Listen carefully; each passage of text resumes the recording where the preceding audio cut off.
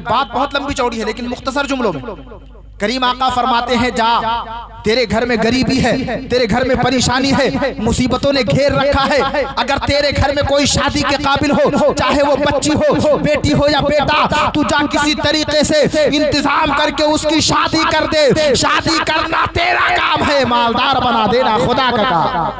आका फरमाते हैं कि तू उसकी शादी कर दे, अल्लाह तुझे मालदार कर दे।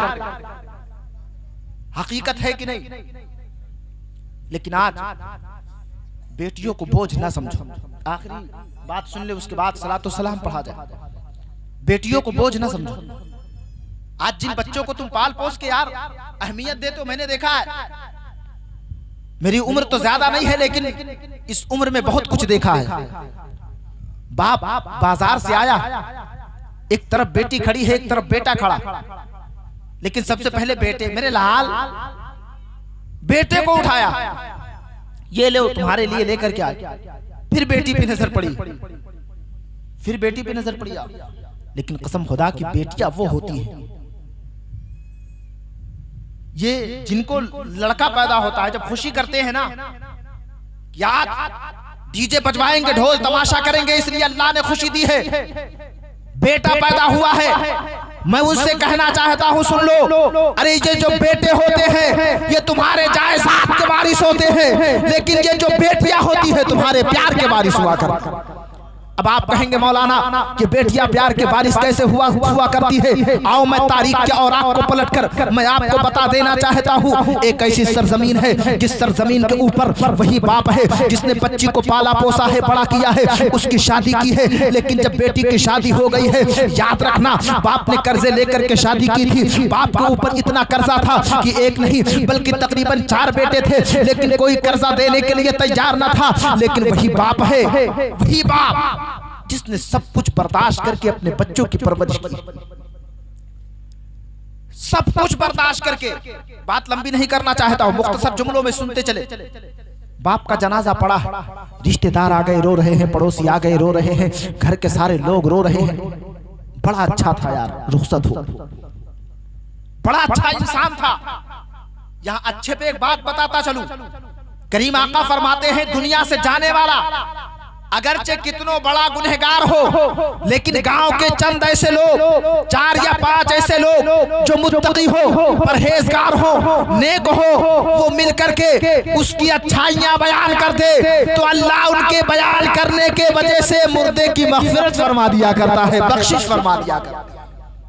बाप का जनाजा पड़ा है, रिश्तेदार आ गए हैं, पड़ोसी आ गए हैं, सारे लोग आ चुके हैं, जनाजे को तैयार किया गया है। जनाजे को तैयार करने के बाद में सारे बेटे कांधा दे करके ले जाकर के बाप के जनाजे को कब्रिस्तान पे रखे हैं। अब इमाम साहब आकर के कहते हैं, इजाजत है जो जनाजा पढ़ाया जाए। अल्लाहु अकबर। अब कोई बेटा अगली सब में है तो कोई पिछली सब में है तो कोई लापता है। अल्लाहु अकबर। एक शख्स निकलता है, ठहरो इमाम साहब, अभी जनाजा नहीं पढ़ाया जाएगा, इसलिए कि 2 लाख रुपया इसने मुझसे कर्ज लिया था और जब तक ये कर्जा नहीं दे देगा हम इसका जनाजा पढ़ाने नहीं देंगे। कसम खुदा की मैं आपसे पूछना चाहता हूँ, आज जिन बच्चियों के पैदा होने पर तुम अपने चेहरे को धूमिल करते हो, आज जिन बच्चियों के पैदा होने पर अपने दिल में जर्रा बराबर तुम ये ख्याल पैदा करते हो कि इनका इंतजाम कैसे किया जाएगा, हरगिज़ न करना। इसलिए कि अल्लाह ने जिसको दुनिया में पैदा फरमाया है, दुनिया में भेजा है, उसका इंतजाम उससे पहले कर दिया है। अब वही बच्चे हैं, जब दूसरी सब में तो छोड़ो, अब वहां पे पता नहीं है कौन किस सब में है। जैसे 2 लाख की बात आई है, बड़ा बेटा वो भी पीछे है, छोटा बेटा वो भी पीछे है। अब कोई किसी का मुंह नहीं खुल रहा है कि 2 लाख रुपया बाप का कर्जा है। अब कोई देने के लिए तैयार नहीं है, कोई सामने आने के लिए तैयार नहीं है। कहा इमाम साहब ठहर जाओ, का रुक जाओ, अब इसका जनाजा नहीं पढ़ा सकते, इसका जनाजा नहीं पढ़ा सकते हो, इसलिए कि 2 लाख रुपया कर्जा है।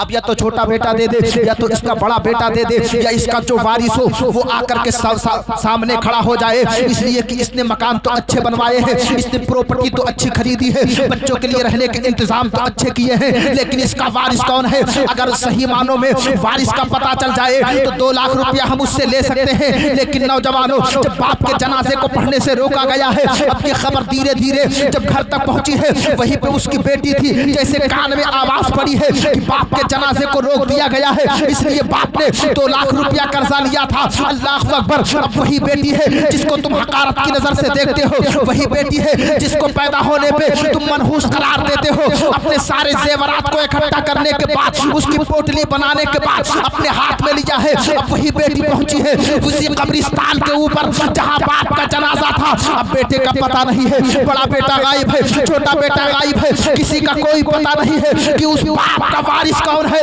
उसकी जायदाद का वारिस तो बेटा है, माल का वारिस तो बेटा है, लेकिन उसके कर्जे का वारिस कोई बनने के लिए तैयार नहीं है। वही बेटी है अपने हाथों में जेवर की पोटली लेकर के जाकर के पहुंची है। कहा कौन है जो मेरे बाप के जनाजे को पढ़ने से रोक रहा है, वो मेरे सामने आकर के खड़ा हो जाए। उसका कर्जा कितना है? बेटी ने अपनी पोटली को उठा करके उसके हाथ में रखा, कहा ये ले, ये मेरे सारे जेवर है, अगर इसमें कर्जा पूरा नहीं होता है तो मैं जमीन को बेच दूंगी, मैं मकान को गिरवी रख दूंगी, लेकिन सामने से हट जा, मेरे बाप के जनाजे को पढ़ाने दे। कसम खुदा की वो शख्स बोल पड़ा, ए बेटी रख ले, तेरे बाप का कोई मुझ पे कर्जा न था, बल्कि मैंने इससे 2 लाख रुपया लिया था, लेकिन मैं पता लगाना चाहता था कि इस बाप का सही वारिस कौन है। अरे बेटे जो हुआ करते हैं वो माल के वारिस हुआ करते हैं, बच्चा होती है तो बाप के प्यार के वारिस।